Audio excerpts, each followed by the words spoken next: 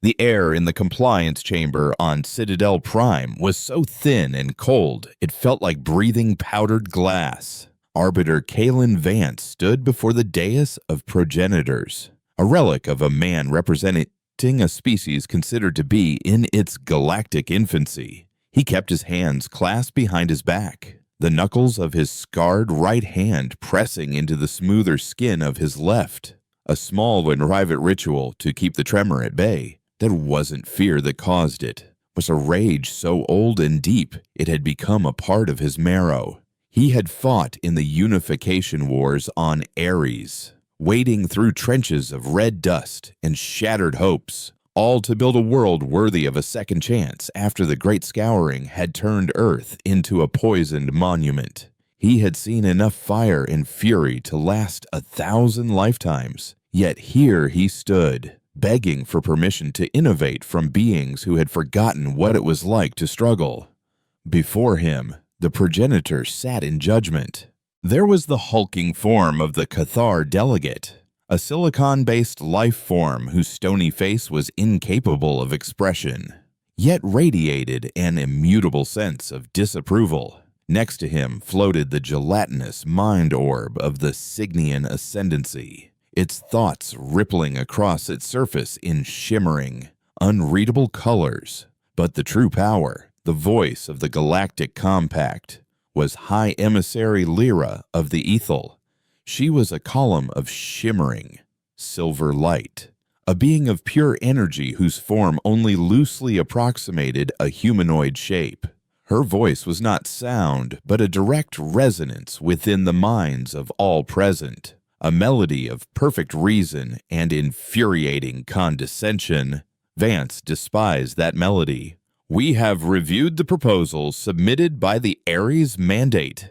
Lyra resonated, the tone as smooth and unyielding as polished obsidian.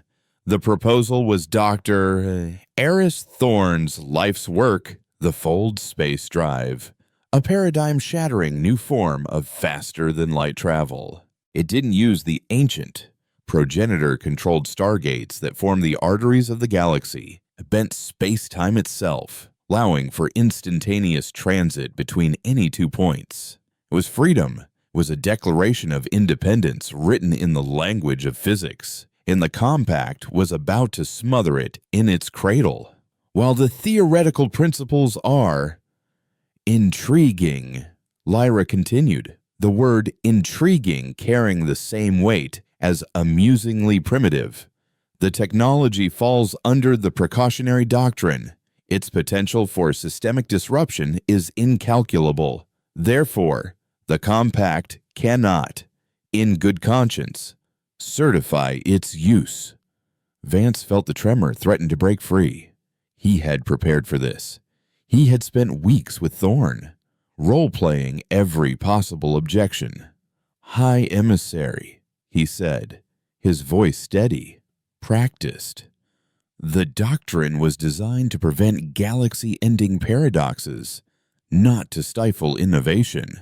Our simulations, which were included in the data packet, show a 0.01% chance of systemic disruption, a risk factor lower than that of a standard Stargate malfunction. The Cathar delegate shifted its immense weight, a grinding sound like continents moving. "Human simulations," it rumbled, its voice like rockfall. "Forgive our skepticism. Your species' history with low-risk technology resulted in the loss of your homeworld. The old wound, always the old wound. The Great Scouring was humanity's eternal shame, the sin for which they could never fully atone in the eyes of these ancient, self-righteous beings. They saw humanity not as survivors who had clawed their way back from self-inflicted oblivion, but as children who had once played with matches and could never be trusted again. We learned from our past," Vance stated, the words tasting like ash.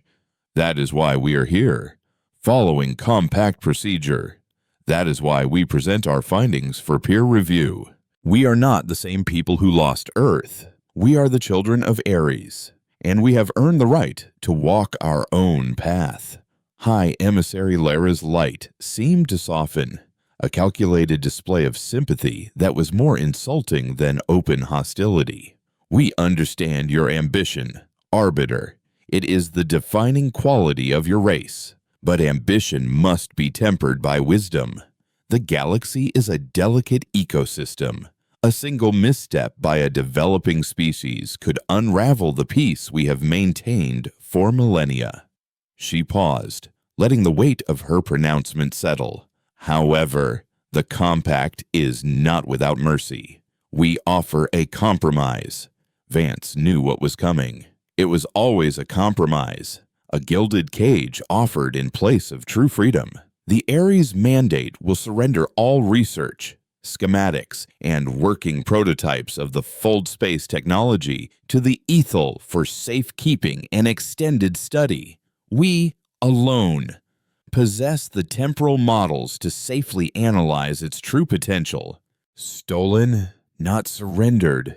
In return, Lyra's resonance brightened with false generosity. In recognition of your compliance and burgeoning maturity, humanity will be elevated to Tier 2 status within the compact. Your trade tariffs will be reduced.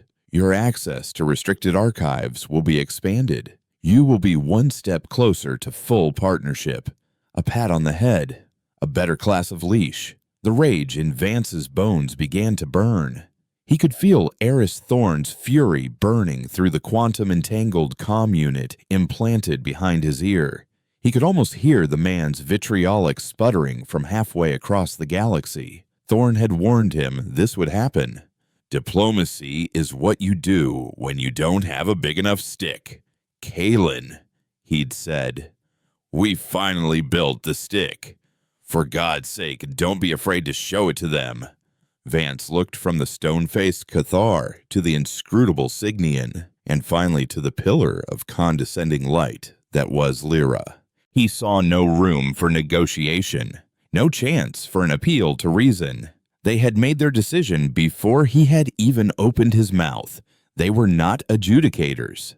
They were gatekeepers. And humanity was rattling a lock they had no intention of ever opening.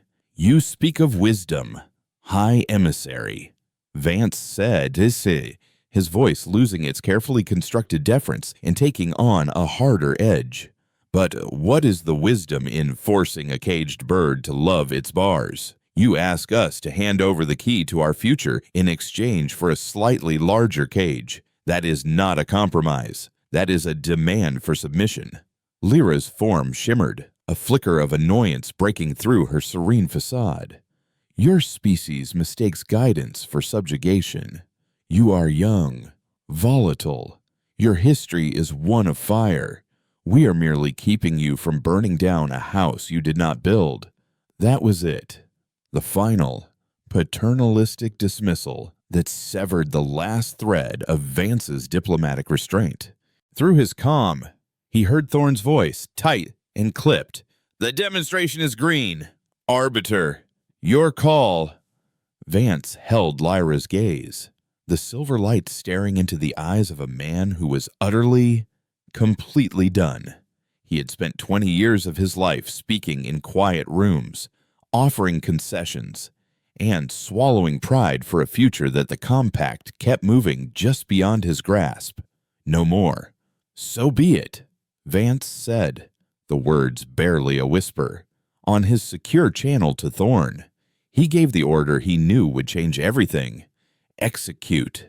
Thorn didn't hesitate. Miles away, tucked into the dark matter halo of a barren moon, a human probe no larger than a shuttle, the Pathfinder, came to life. Its sleek, black hull was unremarkable save for the bulbous device at its core, a prototype fold space drive. It powered up, not with the roar of engines, but with a sudden, bone-deep silence. Then, it vanished. An instant later, it reappeared for a nanosecond a mere 1,000 kilometers from Citadel Prime's primary viewport, close enough to be seen with the naked eye. It was a flash of impossible light, a brief tear in the fabric of reality. Before the station's automated defenses could even register its presence, it was gone again, reappearing on the opposite side of the station. It didn't broadcast any signals, launch any weapons, or make any threats. It simply danced. It performed a series of impossibly precise, instantaneous microjumps, detecting a pattern of phantom light across the void around the Citadel. It was an elegant, terrifying ballet. It was a whisper that screamed louder than any explosion. Your gates do not own the galaxy. Your rules no longer apply. You cannot stop this. Inside the compliance chamber, the effect was immediate. Alarms blared, their physical chimes a jarring contrast to Lyra's silent resonance. The Signian orb flashed a violent, panicked crimson. The Cathar delegate rose to his full, intimidating height, his stony fists clenched. Lyra's silver form contracted, sharpening into a spike of pure, cold fury. "What is the meaning of this, Arbiter?" Her voice slammed into his mind, no longer a melody, but a psychic shriek. "This is an act of aggression." "No," Vance said, a grim satisfaction washing over him. The tremor in his hand was gone, replaced by an iron stillness. "It's a demonstration, a peer review, if you will. You said you needed to analyze the technology's potential. There, analyze it." Heavy, armored Citadel sentinels burst into the chamber, their energy rifles leveled at him. Vance didn't flinch. He had already lost. He had lost the moment he agreed to come here, to plead his case before a court that had already passed sentence. All he could do now was choose the terms of his defeat. He was no longer a diplomat. He was the first prisoner of a war he had just helped to start. The sentinels seized his arms, their metallic grips cold and absolute. Lyra's form pulsed with rage. She raised one shimmering arm, and the grand viewport behind the dais changed its display. It showed the Stargate that served as the sole gateway to humanity's home, the Sol System. As Vance watched, the swirling vortex of turquoise energy began to constrict, the ethereal tunnel folding in on itself. The Ares mandate is in flagrant violations of the Compact Charter.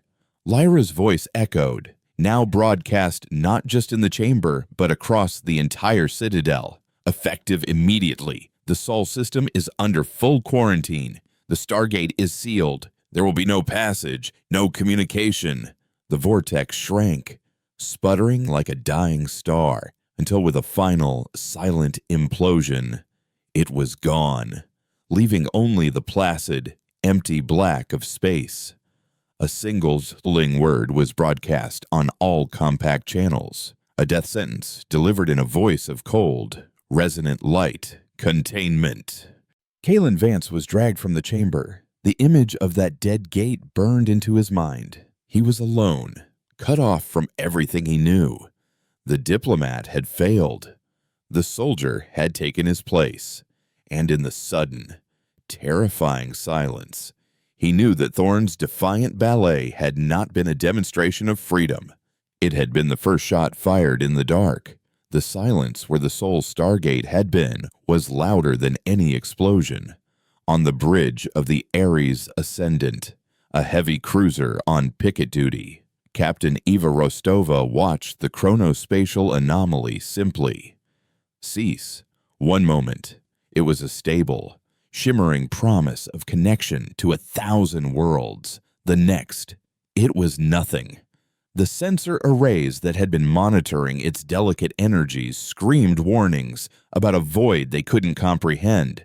Her communications officer, a young ensign with eyes as wide as the view screen, turned from his console, his face pale. "Captain, all channels to the compact are dead. The gate." "It's just gone." Rostova felt a cold knot tighten in her gut. She was a soldier, a veteran of the brutal Martian skirmishes that had secured humanity's foothold in its own system. She understood violence, strategy, and the grim calculus of war. This was different. This was the turning of a key in a lock the size of a solar system. "Get me a line to mandate command," she ordered, her voice cutting through the stunned silence on the bridge. "Tell them Citadel has just bricked our only door." She didn't need to know the why. She knew Kalen Vance was on the other side of that door, and she knew he was a man who did not bend. Whatever had happened in that chamber, the consequences had just arrived. Back on Ares, in the sprawling, subterranean complex of Mandate Command, the news hit like a seismic shock. Dr. Eris Thorne stood before the emergency council, his face a mask of defiant fury and a sliver of guilt he refused to acknowledge. The Pathfinder's telemetry data was displayed on the hollow table between them, a beautiful, damning spiral of light around a schematic of Citadel Prime. "They called it an act of aggression," Thorne spat, pacing before the assembled military and civilian leaders. "I showed them the future, and they responded by throwing us in a dungeon. They prove my point. They fear our potential, not our hostility." General Boros, a thick-necked man whose uniform seemed barely able to contain his bulldog frame, slammed a meaty fist on the table. "Your demonstration just got our Arbiter captured and our entire civilization cut off from the galaxy. Doctor, we have trade ships stranded out there. Our off-world resource lines are severed. In 3 months, our helium-3 reserves will be critical. This isn't a theoretical victory, it's a strategic catastrophe." The room erupted in a cacophony of panicked arguments. The truth was, humanity had become complacent, dependent on the Stargate for everything from rare earth metals to cultural exchange. They had built their entire interstellar economy on a single point of failure, and the Compact had just squeezed it shut. Thorne activated his personal comm, bringing up a live feed from his lab. "Catastrophe General, this is our Genesis." The image showed the Pathfinder prototype, now docked and surrounded by diagnostic scaffolding. "We have the key. We don't need their gate. The Pathfinder was one small probe. Give me the resources. Give me the shipyards at Phobos and Ganymede, and I will give you a fleet that can go anywhere, anytime. A fleet that can project our power and secure our supply lines. They didn't build a prison around us. They just showed us how obsolete their walls are." A new voice, calm and cold as the void, entered the conversation. It was Captain Rostova, patched in from the Ares Ascendant. "Dr. Thorne is a brilliant man, but he is not a strategist," she said, her image shimmering on the hollow table. "A prototype is not a fleet. You are talking about years of retrofitting, of training, of development. The Compact will not give us years. They will give us silence, and then they will wait for us to starve or tear ourselves apart." The public was already beginning to panic. News of the gate closure had leaked, and riots were breaking out in the archaeology domes of New Alexandria. The fragile peace of Ares was cracking under the sudden, immense pressure of their isolation. "We need a plan," Rostova continued, her gaze fixed on Thorne. "Not a dream. What can your drive do now? How many ships can we equip? What is their range? Their reliability? War is not won with prototypes. Doctor, it is won with logistics and attrition."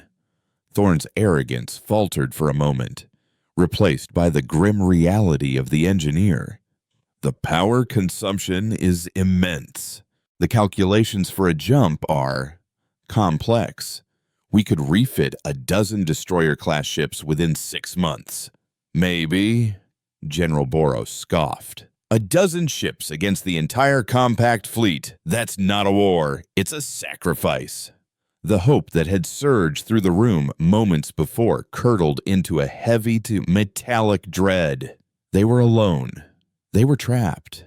And their only key to the outside was a miracle that was not yet ready to be performed. Meanwhile, on Citadel Prime, Kalen Vance floated in a sea of white light. His prison was not a cell of metal and energy bars, but a containment sphere, an ethal construct designed for perfect isolation. There was no sound, no texture, no up or down. His body was held in a state of near weightlessness, fed and hydrated by an unseen, unfelt process. It was a sensory deprivation chamber the size of a room, intended to strip away a being's sense of self, to make them pliable. But Vance had endured the silence of the Martian wastes and the screams of dying men. This white void was an inconvenience, not a terror. After an indeterminate time, a form coalesced before him, the shimmering, silver column of High Emissary Lyra. Her voice resonated directly in his mind, stripped of all pretense of melody. "You are a curiosity, Kalen Vance. Your species has a remarkable capacity for self-destruction. You reached for the stars, burned your own cradle world, then clawed your way back from the ashes only to light another match." Vance did not respond. He had learned in older, more brutal interrogation rooms that the first to speak often lost. He simply floated, his expression neutral, conserving his energy, his will. "Your defiance has accomplished nothing," Lyra continued. "Your people are now caged. A failed experiment isolated before it can contaminate the rest of the galaxy. We are already rewriting the historical archives. Humanity will be a footnote, a cautionary tale about the dangers of unchecked ambition." "You're afraid," Vance said, his voice raspy from disuse, but the words hitting their mark. Lyra's form flickered. "The compact does not experience fear. We maintain balance." "You're afraid of being irrelevant," Vance pressed, a cold fire igniting in his chest. "For millennia, you have been the gatekeepers. You control the flow of traffic, of trade, of knowledge. You grant permission. You dictate the pace of progress. Thorn's drive makes you obsolete. It's not about the danger, it's about your loss of control. You didn't quarantine us to protect the galaxy. You did it to protect your monopoly." The white light of the sphere seemed to dim, the pressure of Lyra's presence intensifying. "Your perspective is limited, shaped by a short, violent existence. You cannot comprehend the timescales we manage, the delicate cosmic harmonies we preserve. A single discordant note can shatter the symphony. Your full drive is that note." "Or maybe," Vance countered, "it's the first note of a new song, and you're afraid no one will want to listen to the old one anymore." He saw it then, a flicker of something raw in her energy field. It wasn't anger. It was the deep, ancient terror of a god who has just heard a mortal explain how they plan to storm the heavens. He had found the crack in her perfect, serene armor. He might be a prisoner, but he could still wage war. The news of Saul's containment rippled through the shadowed corners of the galaxy far faster than the Compact's official channels. On the Promenade of Whispers, a notoriously lawless trading hub carved into a rogue asteroid, an information broker known as Xylar watched the Ethel's proclamation on a grimy public feed. Xylar was a Vreen, a species of gaunt, insectoid beings with 4 arms and multifaceted eyes that miss nothing. He saw the official story of volatile species, rightfully contained. But his private, encrypted channels told a different tale. They spoke of a human ship dancing around the Citadel, moving in ways that defied physics. They whispered of a new drive, of technology that made the stargates look like cart trails next to a maglev train. Most species saw humanity's fate as a tragedy or a just punishment. Xylar saw it as the single greatest business opportunity in a century. A caged client is a desperate client. A desperate client is a generous client. He turned to his hulking Cathar bodyguard. "Get me a long-range comm channel. Highest encryption we have. I need to find a way to talk to a ghost in a locked room." He knew it was impossible, but the word impossible was just a synonym for expensive in his line of work. Humanity was now the ultimate contraband, and Xylar intended to be the first smuggler to offer them a key. Back on Ares, the initial chaos had subsided, replaced by a grim system-wide mobilization. General Rostova had assumed operational command of the newly formed Ares Defense Fleet, a title far grander than the reality. Her flagship, the Ares Ascendant, became the nerve center of their desperate strategy. Thorn, for his part, had been given near limitless authority over the shipyards. He worked with a feverish intensity, his arrogance burned away by the sheer weight of responsibility. His teams were tearing apart destroyers, cruisers, even heavy freighters, trying to integrate his unstable, power-hungry prototypes into their core systems. The first retrofitted ship, a corvette rechristened the Unfettered, was scheduled for its first test jump in a week. It had a 50-50 chance of successfully folding space or tearing itself into a cloud of superheated plasma. Every engineer, every pilot, every citizen of the Sol system was now a soldier in a war they hadn't asked for but had to win.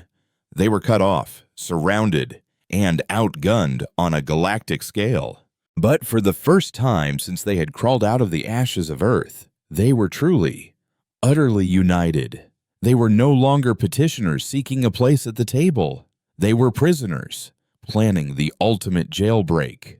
Freedom had a price, and in the shipyards of Phobos and the command decks orbiting Ares, humanity was beginning to count the cost. The first payment was due. The Unfettered hung in the void between Ares and Phobos, a scar of weld marks and grafted plating on its once sleek hull. Inside the corvette, Commander Valerius Val Corrigan was strapped so tightly into his crash couch he could feel the beat of his own heart against the restraints. His ship smelled of ozone and hot metal, the signature perfume of Thorn's fold-drive prototype, which hummed behind a reinforced bulkhead like a caged, angry god. On the bridge of the Ares Ascendant, Captain Rostova watched the test on the main view screen, her hands clasped behind her back, a mirror of the gesture Vance had used in the compliance chamber. It felt like a lifetime ago. "Commander Corrigan, report status." Rostova's voice was a calm island in a sea of tension that filled her bridge. Val's voice crackled back, steady and laced with the dry gallows humor of a test pilot. "All systems, greenish. Captain, the reactor is running a little hot. But Doctor, Thorn assures me that's just the drive saying hello. We are ready to poke the bear." The plan was simple, insane, and their only option. The Unfettered would execute a series of 10 microjumps within the Sol system, testing the drive's reliability and power consumption. If it didn't atomize itself, it would then attempt the first ever long-range fold, a blind jump to the Kepler 186 system, a pre-scouring survey 0.5 light-years away, chosen for its absolute lack of strategic value and, hopefully, compact presence. It was a message in a bottle, a desperate proof of concept. Eris Thorn's voice cut in from Mandate Command, a nervous tremor belying his usual bravado. "Commander, remember the sequence. Initiate the cascade, stabilize the field, and do not, under any circumstances, deviate from the plotted vectors. The math is precise, but unforgiving. Understood. Doctor, try not to break a sweat." Val quipped. He gave a thumbs up to his co-pilot, a grim-faced woman named Gia, and initiated the sequence. The hum from the drive intensified, rising in pitch until it was a physical pressure against their skulls. The stars on the forward view screen did not streak or blur. Instead, the entire universe seemed to twist around the ship, folding in on itself like a piece of paper. Val felt a nauseating lurch, a feeling of being everywhere and nowhere at once. Then, with a disorienting snap, reality reasserted itself. They were now in orbit over Jupiter. The first jump was a success. A cheer erupted on the bridge of the Ares Ascendant. Rostova allowed herself a tight, thin smile. It wasn't a victory, but it was a beginning. Over the next hour, the Unfettered danced across the Sol system, from Jupiter to the rings of Saturn, from the methane seas of Titan to the cold, dead plains of Pluto. 9 successful jumps. Each one was a small miracle, a defiance of the cage that had been built around them. On the 10th jump, as they materialized near the orbit of Venus, a cascade of alarms shrieked through the cockpit. Reactor breach. "We're losing containment," Gia yelled, her hands flying across her console. The drive's hum became a guttural roar. On the Ascendant, Rostova watched in horror as the Corvette's energy signature spiked off the charts. "Val, get out of there. Abort the jump," she commanded. "Negative. Captain." Val's voice came back, strained but impossibly calm. "The drive is critical. It's going to blow either way. Might as well make it count for something." Before Rostova could argue, he continued. "Gia, get to the escape pod." "That's an order." "Sir, I'm not." "Go," he roared. To Rostova. His voice was now softer, resigned. Tell them the door is open. We just have to be brave enough to walk through it." Corrigan out. The Unfettered vanished from Venus's orbit. For a heart-stopping 30 seconds, there was nothing. The bridge of the Ascendant was utterly silent. Then, a single and weak signal pinged a remote sensor drone left in the Kepler system years ago. It was a simple, prearranged burst transmission, a single data point confirming arrival, followed by a wave of exotic particles consistent with a full drive implosion. Valerius Corrigan had made the jump. He had proven it was possible, and he had paid the price for it. Rostova closed her eyes, the victory tasting like bile. One pilot, one ship, for one data point. The cost of freedom was going to be steep. On the lawless asteroid of the Promenade of Whispers, Xylar the Vreen finally got a response. It wasn't a direct communication from Ares, which was still impossible. It was a whisper from one of his contacts within the Ethel bureaucracy, a low-level functionary with expensive tastes and loose morals. The message was simple. Ethel High Command is retasking 3 Watcher-class dreadnoughts from the Outer Rim to the Sol system perimeter. Their orders are classified, but Fleet Chatter suggests a sterilization protocol is being considered if the human anomaly shows any sign of spreading. Xylar's multifaceted eyes blinked rapidly. Sterilization, the compact's euphemism for planetary bombardment, until the crust glowed. They weren't just containing humanity, they were preparing to erase them. This changed the calculus. A desperate client was good for business, an extinct one was not, but it also presented a new, far more lucrative opportunity. The compact was moving warships, creating a power vacuum in the Outer Rim, and they were focused on an enemy they believed to be trapped, an enemy who might, just might, have a back door. He sent a new, heavily encrypted message to his most reliable smuggler, a grizzled human expatriate named Corbin, who flew a heavily modified, ghost signature freighter called the Stray Dog. The message was a set of coordinates for a dead drop location in the Oort cloud of a nearby, Uninhabited system. The payment offered was enough to buy a small moon. The cargo to be delivered, a single, high-bandwidth FTL comm buoy, capable of piercing the compact's jamming. The message to be sent was even simpler. The wolves are coming. Do you have teeth in his white? Silent prison. Kalen Vance was engaged in a different kind of war. Lyra visited him periodically, her form a constant, condescending presence. She did not torture him physically. The Ethel considered such methods crude. Instead, she waged a war of attrition on his mind. She showed him images, psychic projections of the chaos on Ares, the riots, the shortages, the fear.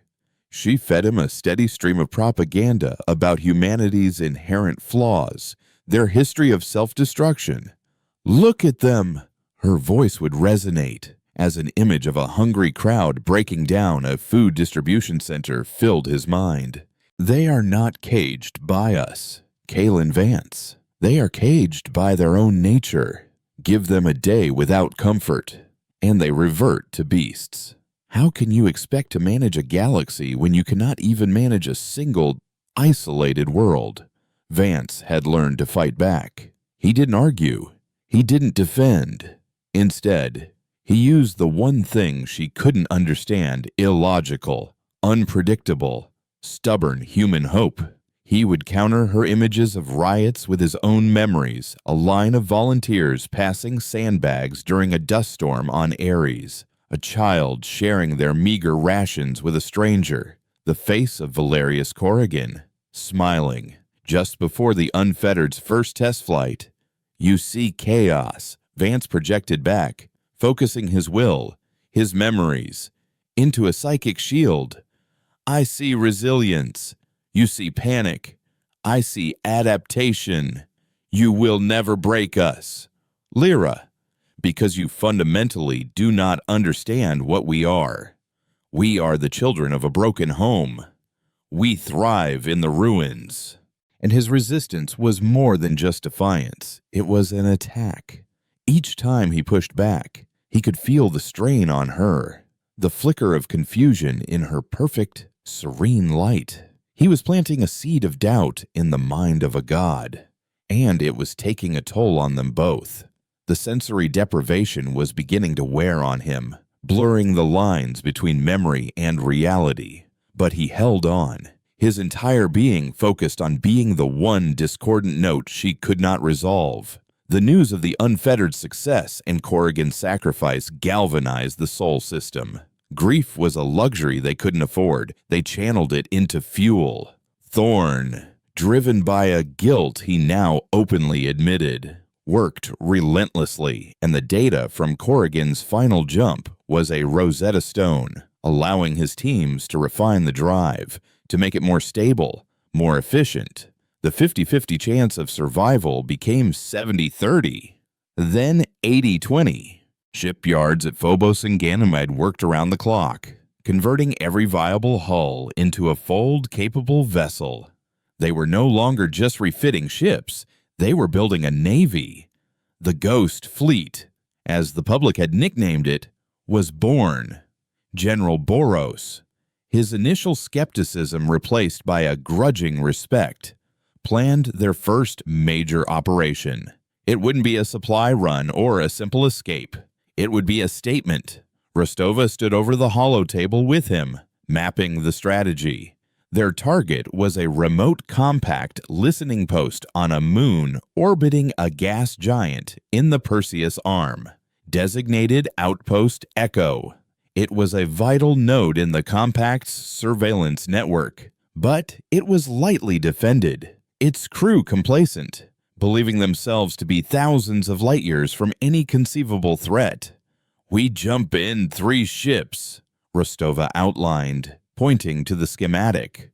The Vengeance, the Retribution, and my flagship, the newly christened Pathfinder 2. We hit their comms array first, cut them off from the network. Then we disable their power core. No casualties, if possible. We take their data logs, and we take their supplies. We show the compact that their cage has no walls, and their reach is no longer infinite. It was an audacious, almost suicidal plan. 3 retrofitted cruisers against a fortified military installation. But it was more than a raid. It was the first act of rebellion. It was humanity telling the galaxy that they were not a footnote, not a cautionary tale. They were the authors of their own story now, and the next chapter would be written in fire.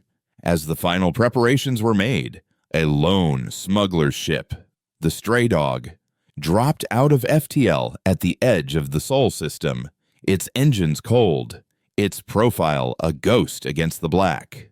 It deployed its cargo a single and silent buoy and sent a tight beam transmission toward Ares. The message, when it was finally decrypted at Mandate Command, was short and chilling. It confirmed humanity's greatest fears and their most desperate hopes.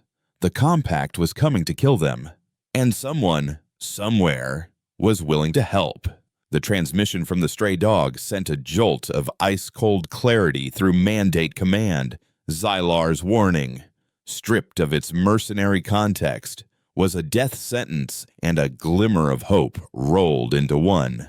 The compact wasn't waiting for them to starve. They were sending executioners, but the very existence of the message meant their isolation wasn't absolute. They had a crack in the wall, a potential lifeline to the galaxy's shadowy underworld for General Boros and Captain Rostova. However, the news simply moved up the timeline. Their planned raid on Outpost Echo was no longer a defiant gesture. It was a tactical necessity. The data logs at Echo are our primary target, Rostova stated, her voice sharp and clear in the now silent command center. The holo table displayed the approach vectors, the infiltration plans, the exit strategies. We need to know everything about those Watcher-class dreadnoughts, their weapon specifications, their shield frequencies, their patrol routes. Whatever this sterilization protocol is, we need to know how to fight it. The supplies are now a secondary objective. This is an intelligence raid, pure and simple. Eris Thorne, looking gaunt and haunted but more focused than ever, nodded in agreement. My teams have analyzed the data from the smuggler's buoy. The encryption is Vreen, high level. They're professionals. They are also, undoubtedly, broadcasting on a frequency the compact monitors. Sending a reply is a risk. It's a risk we have to take, Boros countered, his voice a low growl. We need allies, even ones we have to pay for. Send a reply. Acknowledge the message and request a secure channel for future transactions. Tell them we're open for business. Now, let's focus on the mission at hand. 3 days later, 3 ships detached from their moorings at the Phobos shipyard. They were ugly, scarred vessels, bearing the raw, unpainted marks of their hasty conversion. The Pathfinder II, Rostova's new flagship, led the small flotilla, its bridge a hive of focused, nervous energy. Alongside her flew the Vengeance and the Retribution, 3 ships against a galaxy. As they moved into position for the jump, Rostova looked out at the red, dusty sphere of Ares, her home, the last bastion of her species. She thought of Kalen Vance, a man she respected, trapped on the other side of an impossible wall. And she thought of Val Corrigan, a man she had sent to his death, whose sacrifice had made this moment possible. All ships, report status, she ordered, her voice betraying no emotion. The replies came back, one by one. Green. Initiate fold space jump on my mark. A deep, resonant hum filled the bridge, the signature of 3 fold drives warming in unison. The universe outside the view screen twisted, contorted, and then, with a lurch that every crew member felt deep in their bones, the 3 ships vanished from the Sol system. The transition was jarring, but stable. They reappeared in the swirling, nebular dust of the Perseus Arm, the gas giant and its moon, home to Outpost Echo, a perfect, terrifying sphere in their viewports. They were undetected. The first phase was a success. "Cut the drive," Rostova commanded. "Run silent. Bring us in on thrusters. Comms, I want you listening. I want to know what the janitor had for breakfast before we knock on the door." For 6 hours, they drifted, a trio of ghosts absorbing every stray signal from the station. The chatter was routine, complacent. Weather reports, shift changes, complaints about the quality of the nutrient paste. The crew of Outpost Echo had no idea that 3 wolves were creeping up to their doorstep. The raid began not with a bang, but with a whisper. A specialized cyber warfare team on the Pathfinder 2 launched a data spike, a digital ghost that slipped through the station's firewalls and disabled its external comms array. Outpost Echo was deaf and dumb before they even knew they were under attack. Then came the fire. The Vengeance and Retribution launched a volley of plasma torpedoes, not at the station itself, but at its power core, housed in a separate, shielded facility on the moon's surface. The explosions were precise, surgical, gutting the station's primary power without breaching its life support. Emergency lights flickered on across the station, its defensive turrets slumping, inert.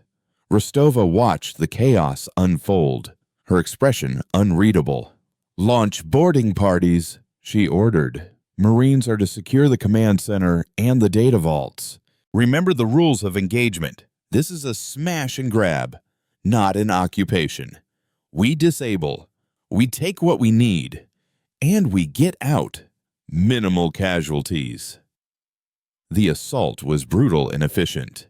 The station's small security force, caught completely by surprise, was quickly overwhelmed. The human Marines, clad in black vacuum-sealed armor, moved with a speed and ferocity the compact soldiers had never encountered. They were not fighting for a political ideal or a distant government. They were fighting for the survival of their species, and that desperation made them formidable. In less than an hour, the station was secure. Rostova's teams plugged directly into the station's data core, siphoning terabytes of classified information. They found everything: detailed schematics of the Watcher-class dreadnoughts, fleet movements, compact military codes, and the full, unredacted text of Sterilization Protocol 7. Rostova's blood ran cold as she read it. It wasn't just planetary bombardment. It was a biosphere-killing agent, a nanite plague designed to break down all carbon-based life, followed by a sustained orbital bombardment to crack the planet's crust and extinguish any hope of future life. It was a plan for deicide. They weren't just going to be killed, they were going to be erased from the cosmic record. The second phase of the raid was just as crucial. While the data was being downloaded, cargo teams from the Retribution stormed the station's supply depots. They took everything that wasn't bolted down: energy cells, medical supplies, spare parts, and, most importantly, pallets of refined helium-3, the one resource Saul was desperately short on. It was piracy on a grand scale, a lifeline stolen from the enemy. The mission was a flawless success, until it wasn't. As the last of the data was being transferred, the high-gain alarm blared on the Pathfinder 2's bridge. Captain Long-Range Sensors are picking up a Stargate activation in the adjoining sector. It's a compact patrol, a heavy cruiser. They must have been on a routine sweep and saw the power core go down. ETA is 12 minutes. Rostova's jaw tightened. Their window had just slammed shut. "All teams fall back to the ships. Now," she broadcast. "Leave the rest of the supplies. We have what we came for. Get out." The Marines disengaged, falling back in an orderly retreat. But 12 minutes was a lifetime in a firefight and no time at all in orbital mechanics. The compact cruiser, the Vigilance, burst from the Stargate, its powerful engines flaring as it accelerated toward the moon. It was faster, larger, and far better armed than their 3 converted ships. "They're hailing us," the comms officer reported. "Standard compact challenge, demanding we identify ourselves and surrender." Rostova stared at the image of the approaching warship. Surrender was not an option. Retreat was looking increasingly unlikely. "Helm, get us out of here." "Thorn," she said, opening a direct channel to the doctor back on Ares. "We have a problem. The fold drives need time to spool up, and we don't have it. That cruiser will tear us apart before we can jump."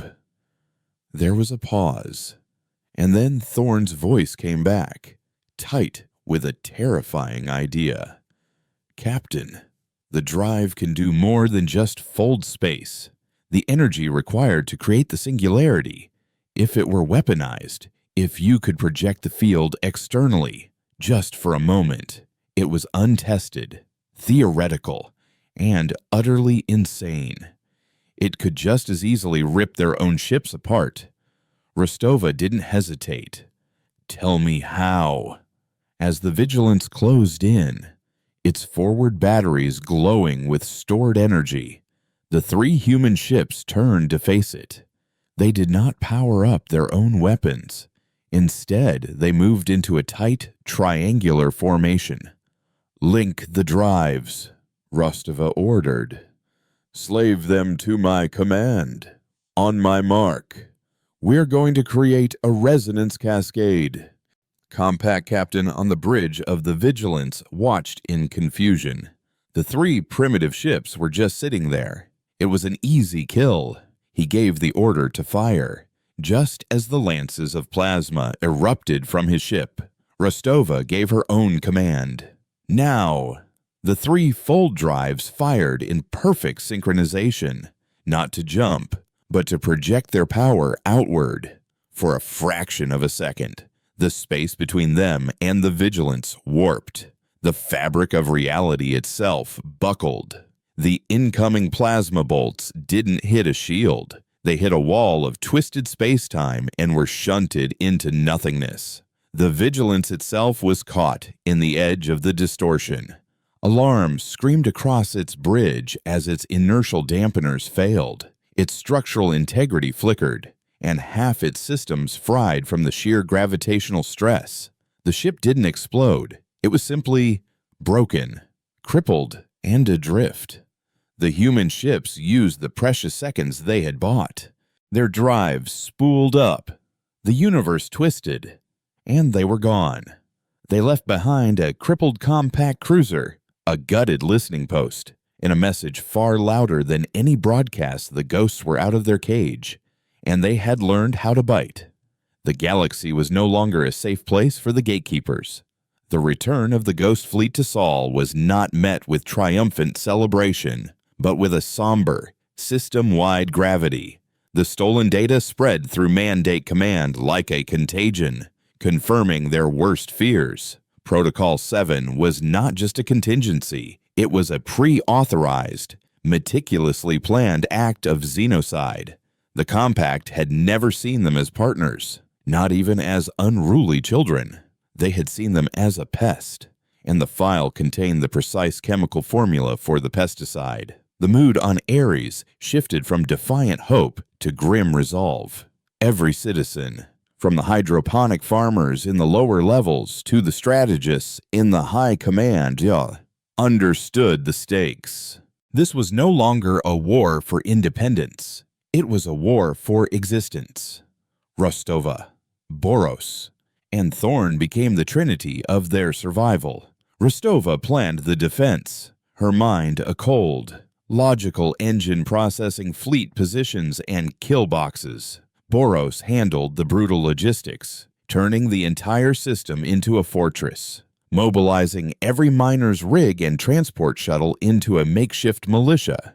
And Thorn, a man running on sheer willpower and stimulants, worked to turn his theoretical weapon, the Resonance Cascade, into something that could be deployed reliably without vaporizing their own ships. On Citadel Prime, the news of Outpost Echo's fate and the crippling of the Vigilance shattered the Council's ancient composure. The Ethel's perfect. Serene control was broken. Delegates shrieked accusations. The Cathar demanded retribution, while others, particularly those from smaller species in the Outer Rim, began to whisper in fear. Humanity had not only broken their cage, they had stolen the Warden's keys and set fire to his logbook. In her white sphere, Kaylin Vance felt the shift. Lyra's visits became more frequent, her projections more desperate. The condescension was gone, replaced by a cold, burning fury. "You have doomed yourselves." Her voice slammed into his mind, devoid of all melody. "You have mistaken a single, lucky blow for a victory. The Watchers are coming. They will unmake your world, atom by atom." Vance met her rage with a quiet, unnerving calm. He had been a prisoner for weeks, but the intelligence from Outpost Echo had reached him, smuggled in a burst of data through Xylar's network. A single, triumphant word from Rostova-Teeth. He knew about Protocol 7. "Is that what you call balance?" Emissary Vance projected back, his thoughts sharp as a scalpel. "Genocide, wiping a species from history because they dared to build a better door. You are not a shepherd protecting your flock. Oh, you are a tyrant, burning a village because one of its children learned a new song." The white light of his prison flared violently. He had struck the nerve he had been searching for, the deep, hidden shame behind the Compact's self-righteous facade. The Watchers arrived not through the dead Stargate, but by tearing a hole in space-time itself. A brutal, brute force application of dimensional physics that made the Fold Drive look like a work of art. 3 monolithic dreadnoughts, each one the size of a small moon, emerged into the Sol system. Their hulls were a flat, non-reflective black, seeming to absorb the light of the sun. They did not broadcast demands or warnings. They simply began to move toward Ares, the harbingers of a silent, absolute death.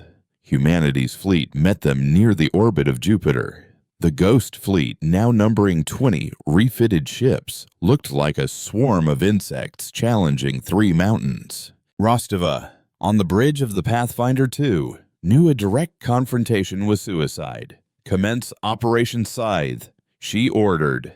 The battle began. The human ships did not engage in a battle line. They used the Fold Drive, their one true advantage, to rewrite the rules of naval combat. They executed micro-jumps, peering in reality for mere seconds long enough to fire a volley of torpedoes at a Watcher's shields before vanishing again. It was a maddening, lethal dance. They were a fleet of phantoms, striking and fading before the dreadnought's ponderous, city-killing weapons could lock on, while the Watchers were implacable. Their shields held, absorbing the pinprick attacks, and their sheer automated point defense systems began to learn, predicting the jump patterns, filling the void with nets of plasma and flak, and the Retribution was caught mid-jump, and his drive overloaded by a stray shot. The ship didn't explode, it simply tore itself apart. Its crew extinguished in a silent flash of failed physics. The tide began to turn, not in Sol, but across the galaxy. Xylar, having received his first payment in the form of Thorn's base-level drive schematics, unleashed his own brand of chaos. He leaked the unredacted files from Outpost Echo, including the full text of Protocol 7, onto every open channel in the Outer Rim. The effect was catastrophic for the Compact. Species that had long chafed under Ethel rule saw proof of their master's genocidal hypocrisy. Minor rebellions and protests erupted on a dozen worlds. The Compact was forced to divert ships to quell the unrest. Their perfect, Unified front beginning to crack. Back in the battle, Rostova knew hit-and-run tactics weren't enough. They had to cripple a watcher. All ships, she commanded. Prepare for a resonance cascade. Target the lead dreadnought. We're going to make our own gravity well. Three groups of ships, with the Pathfinder 2 at the core and moved into position. They initiated the cascade, projecting the space-time distortion field directly in the path of the lead dreadnought. The Watcher, unable to slow its immense momentum, plowed directly into the spatial anomaly. Its forward shields shattered instantly. Its hull groaned, buckled, and tore as gravitational forces it was never designed to withstand ripped through its superstructure. It was a mortal wound. The dreadnought drifted, crippled and bleeding atmosphere into the void. It was a victory, but a costly one. 7 human ships had been damaged or destroyed in the coordinated effort. They had traded a quarter of their fleet for 1 dreadnought. They had 2 more to go. The final act came from the most unlikely of battlefields, Kaylin Vance's prison. Enraged by her flagship's crippling, Lyra did something unprecedented. To better coordinate the remaining 2 Watchers, she linked her own consciousness directly to their battle network, her mind becoming the central processor for the fleet. In that moment of pure, focused rage, she became vulnerable. Vance felt it a conduit, a direct link to the mind of his captor, and through her, to the war itself. He gathered every ounce of his will, every memory of human suffering and endurance, every word of the genocidal text of Protocol 7, and he pushed it all down that link. Lyra's mind was flooded not with arguments, but with the raw, visceral reality of what she was doing. She saw the faces of the children on Ares, felt the terror of the families huddled in bunkers. For the first time, the sterilization was not a sanitized strategic objective. It was the stench of burning flesh and the screams of the innocent. Her concentration wavered. Through her, Vance broadcast that raw, unfiltered feed of her own horror to the Ethel delegates who were monitoring the battle from the Citadel. They saw not the will of a confident leader, but the psychic breakdown of a tyrant confronted by her own monstrousness. The command structure of the compact fleet faltered. On the bridge of the Second Watcher, a subordinate Ethel captain, seeing his leader's psychic collapse and receiving panicked, contradictory orders from the Citadel, made a decision. He broke off the attack. The 3rd Dreadnought, its sister ship crippled and its command in chaos, followed suit. The 2 remaining Watchers turned and, with a brutal tear in space, retreated from the Sol system. The silence they left behind was deafening. On the bridge of the Pathfinder 2, the crew stared in disbelief, too stunned to cheer. They had survived. They had won an impossible victory. Days later, a single, automated Ethel shuttle arrived. Its only passenger was Kaylin Vance. The compact, now in complete disarray, had released him as a desperate, pathetic peace offering. He stepped onto the bridge of Rostova's flagship, looking older, wearier, but with an unbreakable strength in his eyes. He and Rostova exchanged no words of celebration, only a single, solemn nod of shared understanding and immense sacrifice. The war was not over, but the siege was broken. The compact was fractured, its moral authority shattered forever. Humanity had paid a terrible price, but they had purchased their freedom. A week later, a coded message arrived from Xylar the Vreen. It contained detailed intelligence on the fracturing compact factions and the new power vacuums emerging across the galaxy. At the bottom was a single line of text invoice to follow. I trust you are good for it. Kaylin Vance stood beside Eva Rostova on the bridge, looking out at the starfield. The dead Stargate was a monument to an age of subjugation. But now, all around them, the stars beckoned, no longer distant points of light, but destinations. They were no longer caged. The galaxy was open, chaotic, and dangerous. But for the first time in their history, it was theirs to explore on their own terms. The children of a broken home were finally free to build a new one among the stars.